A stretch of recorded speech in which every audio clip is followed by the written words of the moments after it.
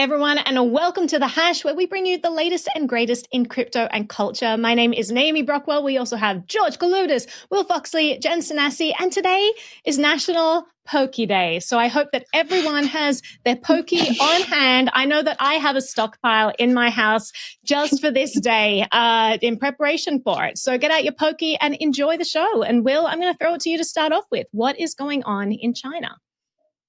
There's a lot going on in China. The president of China, Xi Jinping, has issued a new historic resolution to cement his leadership as a head of the CCP going forward. There's only been two similar resolutions from CCP leadership in the past 80 years or so or 100 years actually, of the CCP's leadership in that country.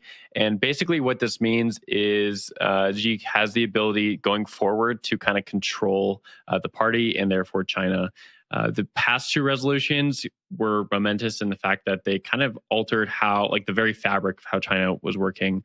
Mao, for example, was the first party leader to give out one of these resolutions, and that empowered him to create a lot of cultural shifts within China over the next 20 or 30 years of his rulership.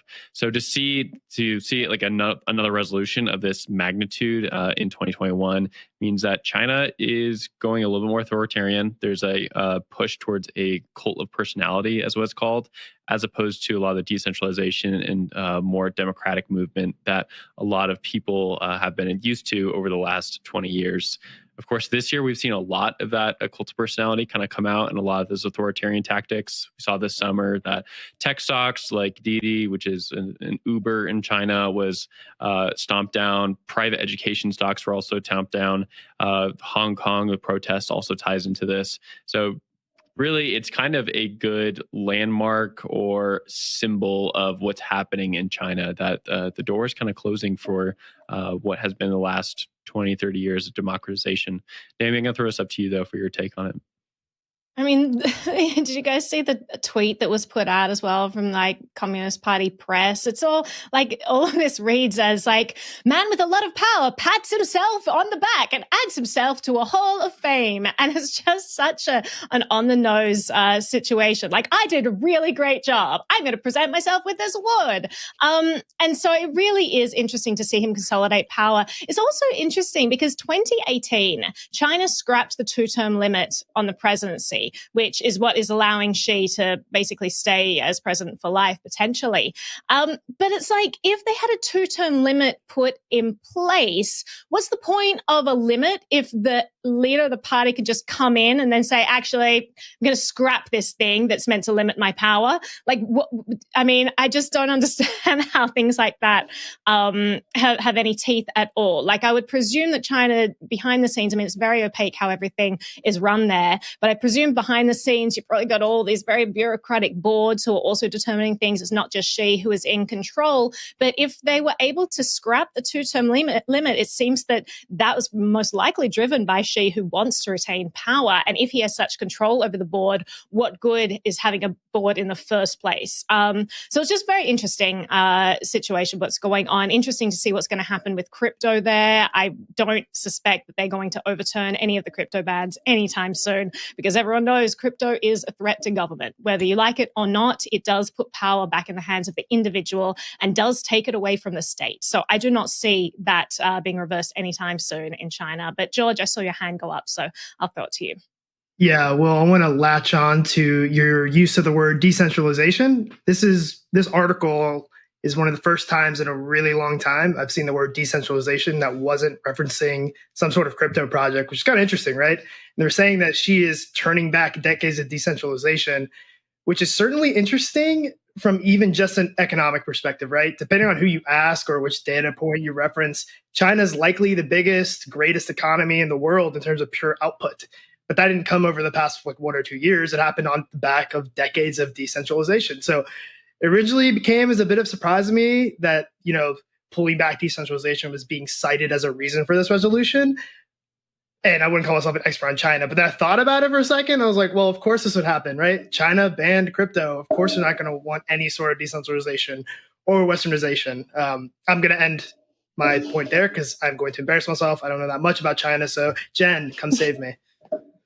Yeah, I don't know if I'm going to save you, but I will. I wanted to get your perspective as the, I guess, history guru on the panel from a historical perspective. What does this really, like, what can we learn from the past? I mean, I think we've all seen what's happened with tech and media in China over the past few years, and really, really vividly, I think, over the past few months. What does this mean? And coming off the back of what George was saying, when we think about China as a superpower, this really just like how do they operate as a superpower when everything is so closed and getting more and more closed by the day?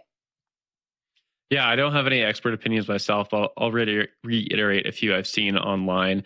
That being that there's a lot of comparisons between what China is doing right now and different periods of the Soviet Union. Of course, like Soviet Union, the US, there was that long Cold War for like 60, 70 years. A lot of people have fears that that's what's happening here with China. Since the Nixon administration back in the 60s and 70s, there was kind of an opening of China and an easing of relationships. And that happened a lot because the Chinese CCP was opening itself up. They were willing to talk with the US and start opening its borders, start opening its markets to more markets outside of itself. Seems to be kind of changing and going back the other way. The pendulum's going the other way, so to speak. Naomi, I'll throw it to you for last thoughts, though.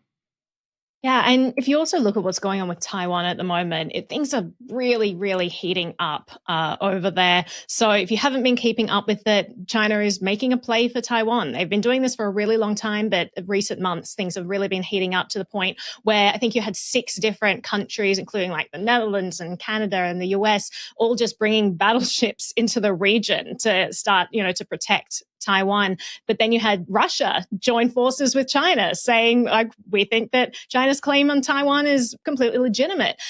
You had a US warship get chased out of the region by a Russian warship. No one's really talking about this. But things like, I'm watching it very closely. Things are looking pretty dire in that region there. And it's all really just a consolidation of power from Xi. It all leads to the same thing. It's what the crypto ban is all about. It's what the shutdown of all these giant tech industries is all about. It's what the reclaiming of Taiwan is all about. But we'll see what happens there. Let's change topic, though. Someone asked in the chat if we could have a segment on Pokey to explain what it is. Absolutely. But maybe we save that for the end, because I may get fired if I take over the crypto chat about it, even though I think it's an awesome thing to talk about. So let's go to Sothebys. Apparently, they're allowing live bidding in Ether. And I have so many questions about how this is going to work. So apparently, auctioneer Oliver Barker will be fielding real-time bids for Banksy's Trolley Hunters and Love is in the Air.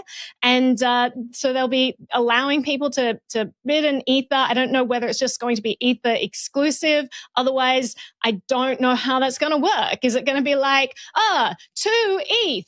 $10,000. Oh, 2 ETH was more than $10,000. Who's the winning one out of that? Oh, 2 ETH is less than $10,000 now. Like, I mean, it's so volatile. It confuses me how something as strict as an auction house is going to manage this. Maybe you guys have some thoughts. Jen, I'm going to throw it to you to start off with. I had the exact same question as you, Naomi. I have no idea how a live bid is going to happen with ETH, but I mean, it is an interesting concept. And I know I've said this so many times on the show before, like Sothebys is a 277-year-old auction house, and they have really embraced crypto over the past year. Like, they didn't only get into NFTs. They now have a headquarters in Decentraland. They are now allowing people to bid to live bid with Ether. And they, I believe, invested in an NFT platform this year called Mojito. So this is just, I mean, auction houses are so traditional, and I think that they're doing a lot of awesome things to bring the mainstream to crypto. I don't know how the bid is going to work out, and maybe Will does. So take it away, Will. Yeah, I definitely know how this works. JK, I do not. I'm actually wondering about like gas fees and all that stuff kind of plays into this as well. And that can be pretty expensive. So you're just adding to the bid there. And like, if you have to buy something using Ether, like you necessarily have to pay the gas fee, and that adds to the total of your purchase. Is that going to be like included in the bid or deducted from it? So I mean, that's just one small consideration. I think in general, though, I'm more wondering, does this have longevity? Like, do we see this in 2 years from now? Does Christie's still keep playing with this? Because they have really jumped onto that whole NFT thing, right? They've been doing this for at least a few months, I think since like at least February, with some of the NFT drops that they did at that time. Is this still around in 6 months? George, what do you think about that?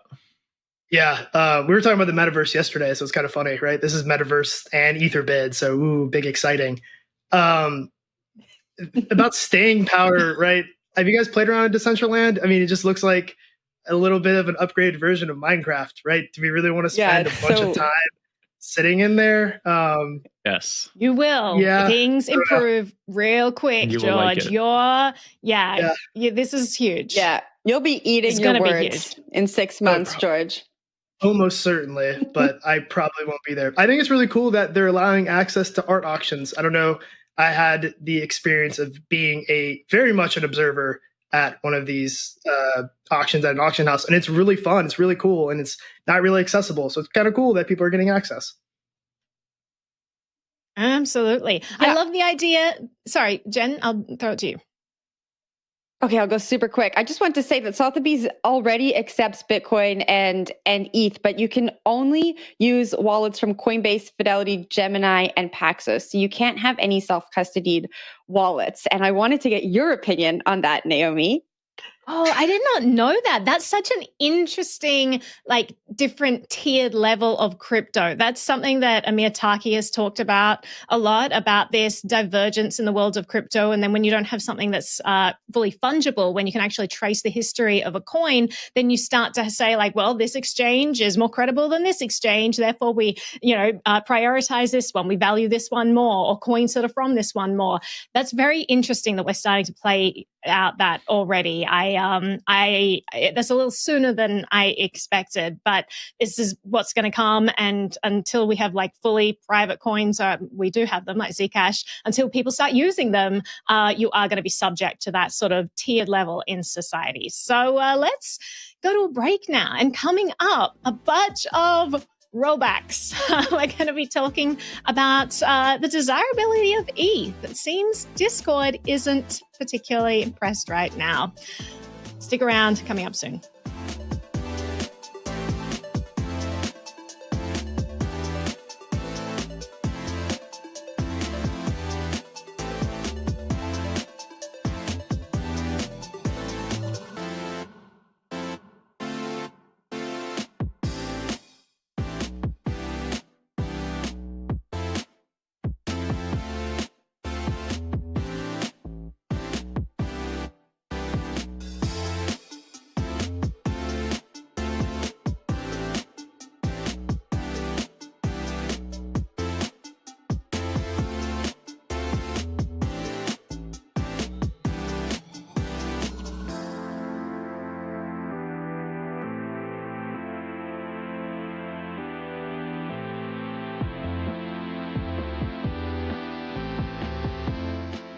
Hello and welcome back to The Hash. Before the break, we were all very positive about the metaverse and NFTs, but the Discord community is not. So Discord CEO Jason Citron says that the platform has no current plans to ship the crypto wallet integration that he hinted at just days ago. So you'll remember earlier this week, he tweeted this screenshot with the caption, "Probably nothing." I'm waiting for this screenshot. Here we go.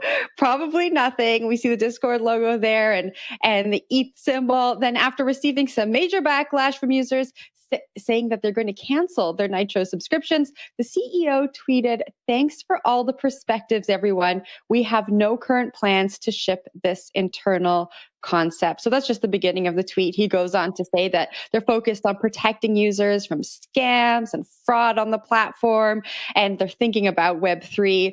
I didn't know that the Discord community was so against crypto.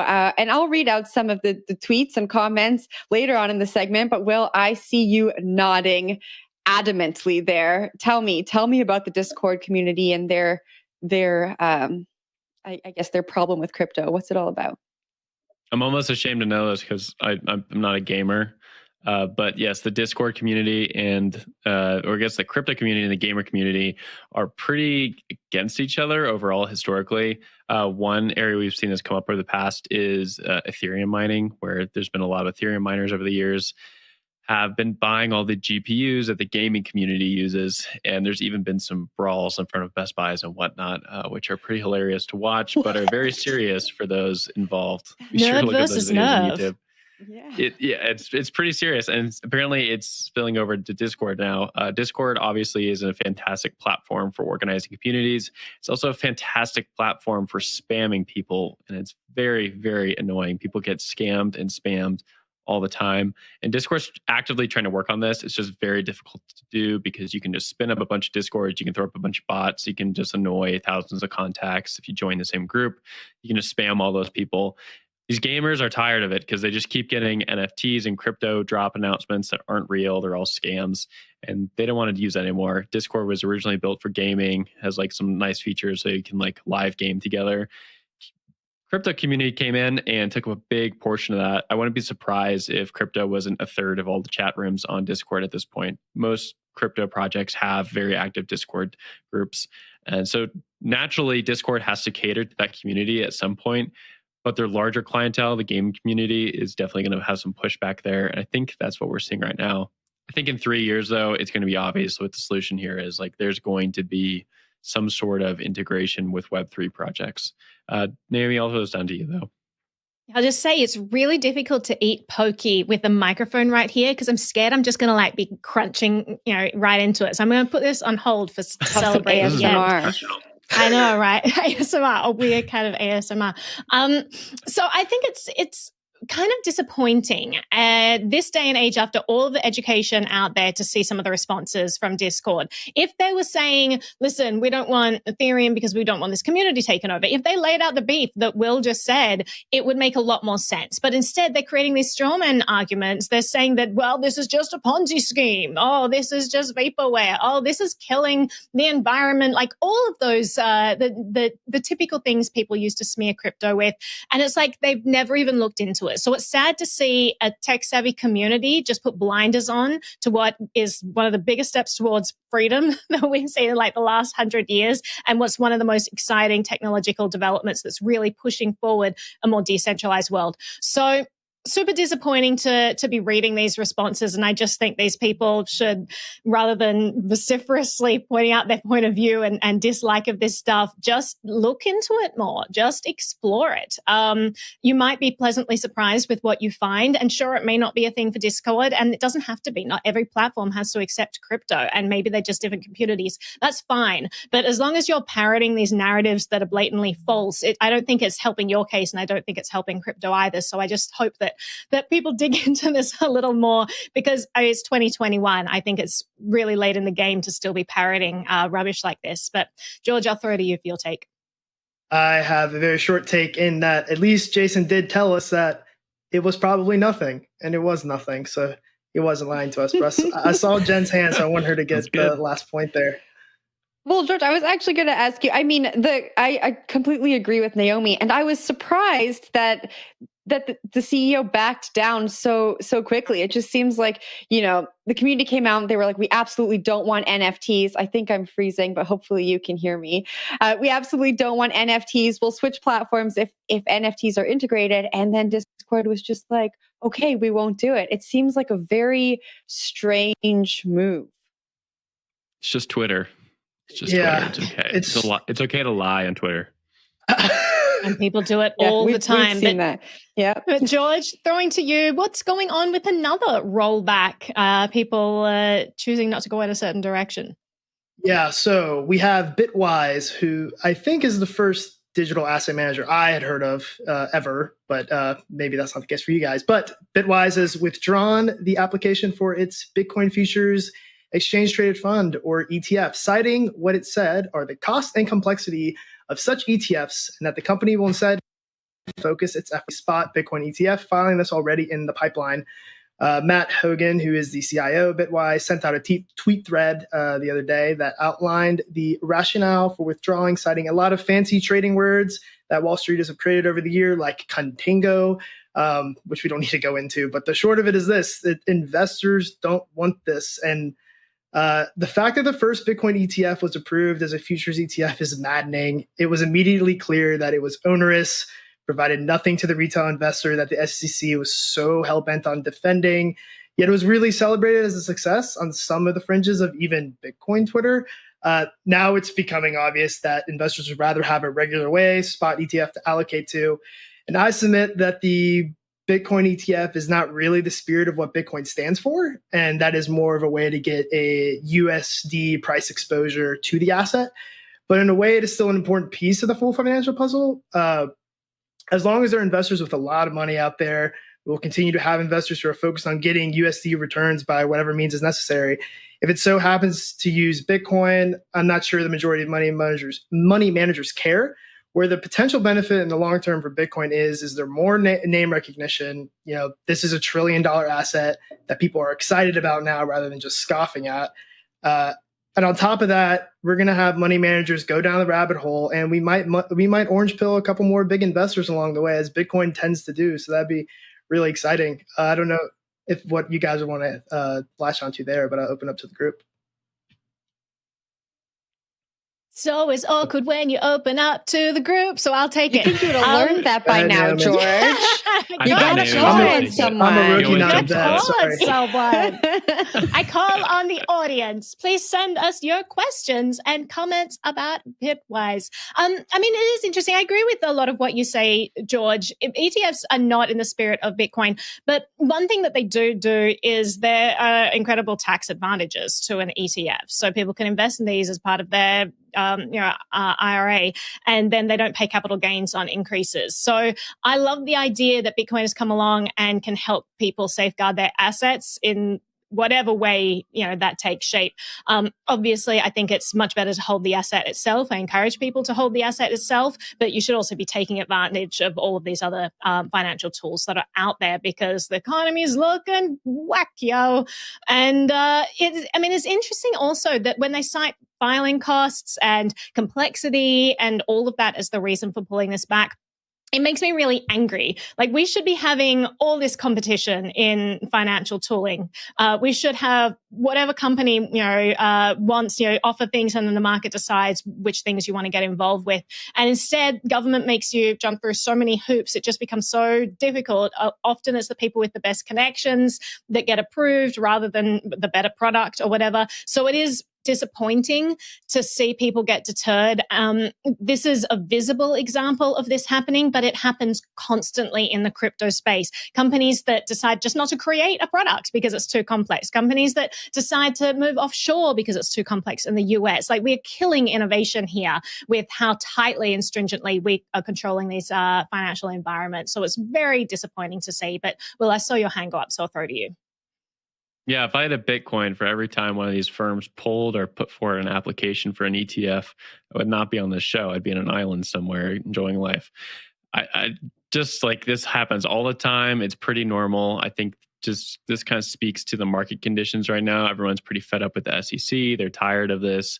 Also, this product, like, it did well on the first day, but I've seen a lot of complaints about the BitO product itself going forward. Like, is it really in investors' interest to be holding a Bitcoin futures contract? It doesn't necessarily mean that it is, just because it's a pretty complex instrument. It's probably the wrong instrument for most people to have in their portfolio. And that's why people want the spot Bitcoin ETF. But Jen, I'll give it to you as we kind of close up here.